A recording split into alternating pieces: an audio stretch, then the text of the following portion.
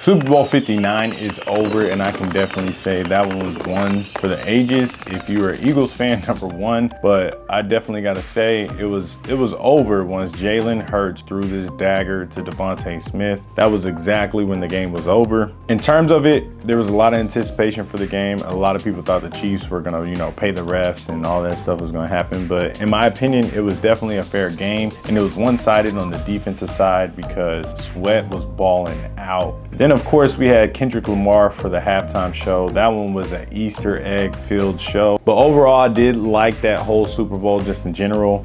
In terms of players just receiving their first rings, you definitely have to start this one off with Jalen Hurts. He had the lock screen save for not winning it. And then the next season they picked up, of course, Barkley. And that's the second player I definitely got to say he needs a ring and desperately needs that ring because he's just done a lot as a running back. Running backs are very unappreciated. And you could see as, the New York Giants, of course, traded him and he was pretty much at the top of his game. They just needed to build around him. So very underappreciated. I'm glad that he got a ring. Glad Hurts got a ring. Of course, you got to say Smith got a ring. And just, of course, AJ Brown got a ring. And I would say that for the offensive side, I'm glad all those guys got a ring, plus a lot of other notable players that received a ring. The Gene, of course, I'm glad he got a ring because that pick six was crazy. Then you had, I don't know if Sweat had received the ring before, but he balled out. He needed the MVP. I don't know who got the MVP. Didn't watch it that long, but for the most part, in terms of division-wise, they are number one. And number two, it has to go to Washington because I think like for years to come, probably the next 3 years, because football relatively changed quickly. Next 3 years, I would have to say Eagles are number one, but I would say year two is probably going to go to Washington. All they need to do is pick up 2 pieces and it'll be good. That's really all I have, just talking about the Super Bowl, how I thought about it. Start to finish, I have no complaint, but we do have other news. And it's just crazy to say this, even though you haven't made it to the Super Bowl at all, but Dak Prescott. I have no idea what's going on with Dak Prescott, but he definitely shouldn't have released this statement saying the Dallas Cowboys are close. And they deserved it by all means, but yeah, very close, especially even watching the NFC game, the NFC Championship. And those two teams that we battle against each and every year, a couple of times. And as I said, feel confident about we've gotten the better part each and every time. To see them, to see it in such a dominating fashion, credit to them.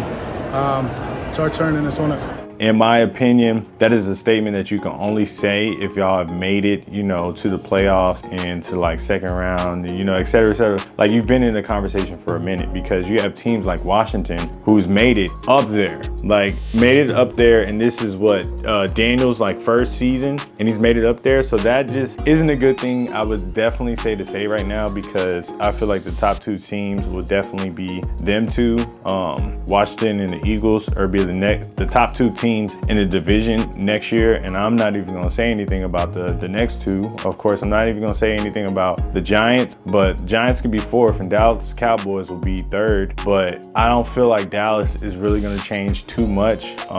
Just the way they're running things. I feel like the Giants and the Cowboys both aren't going to change too much, just to be exact. They both aren't going to change too much because I feel like the way their offices ran is a little bit ran on pride and not necessarily on, I would say, looking out for the players and like knowing who you have on your personnel. I would say that the biggest thing. Needed a running back. Had the chance to land Henry. I don't know what happened with that, all that trading and all that stuff, but had the chance to land Henry. All you had to do was pay them in. You say, oh, we'll win with our players. The players are good, but I'm just saying as a caliber player like Derrick Henry, and you see how far they made it in the playoffs and all that stuff, to pass on that is ridiculous.